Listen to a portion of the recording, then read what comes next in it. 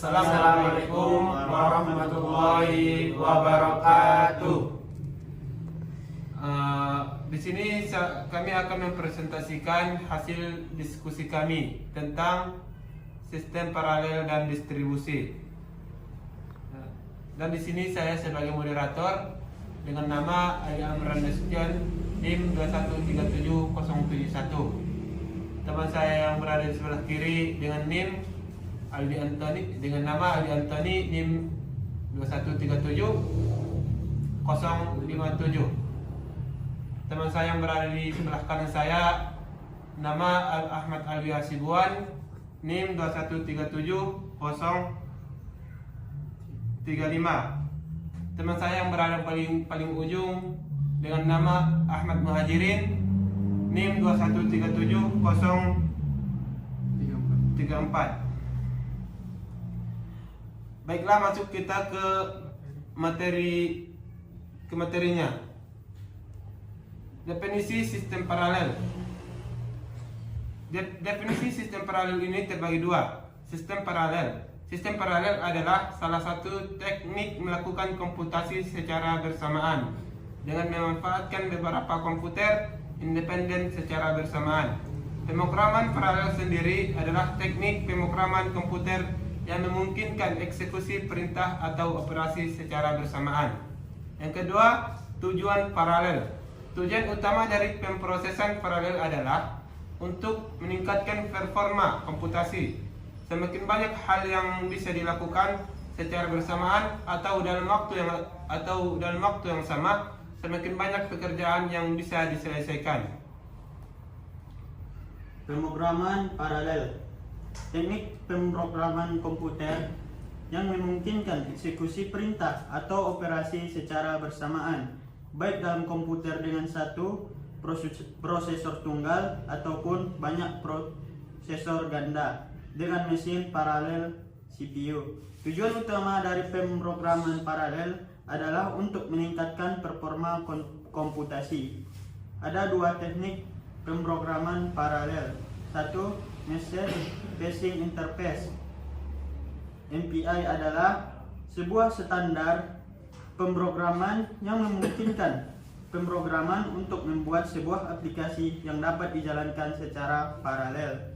Dua, Parallel Virtual Machine atau PVM, yaitu paket software yang mendukung pengiriman pesan untuk komputasi paralel antara komputer. Model komputasi paralel ada terbagi menjadi tiga. Satu, SISD, Single Instruction Single Data, adalah komputer yang memiliki hanya satu prosesor. Dua, SIMD, Single Instruction Multiple Data, adalah komputer yang memiliki lebih dari satu prosesor. Tiga, MISD, Multiple Instruction Single Data, adalah komputer yang memiliki satu prosesor dan mengeksekusi beberapa instruksi secara paralel, tetapi praktiknya tidak ada komputer yang dibangun dengan arsitektur ini. Contoh sistem paralel.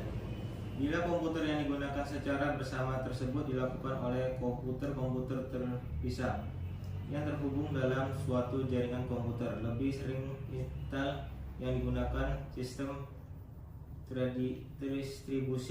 distribusi computing. Contoh sistem paralel. Pada gambar di atas terdapat sebuah masalah di mana masalah tersebut dibagi menjadi beberapa bagian. Lalu bagian dari masalah tersebut dibagi ke tiga CPU untuk diseleksi secara bersama. Definisi sistem distribusi.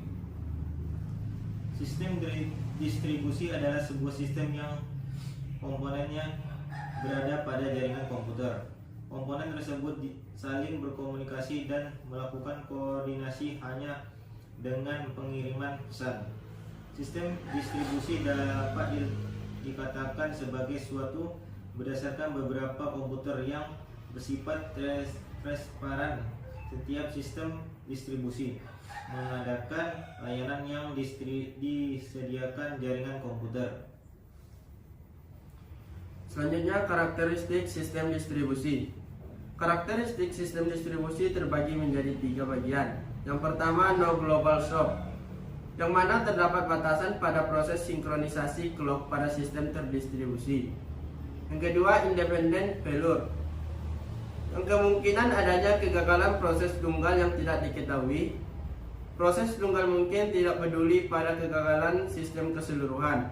Ketiga, concurrence of components, yang mana beberapa pemakai browser mengakses suatu halaman web secara bersamaan.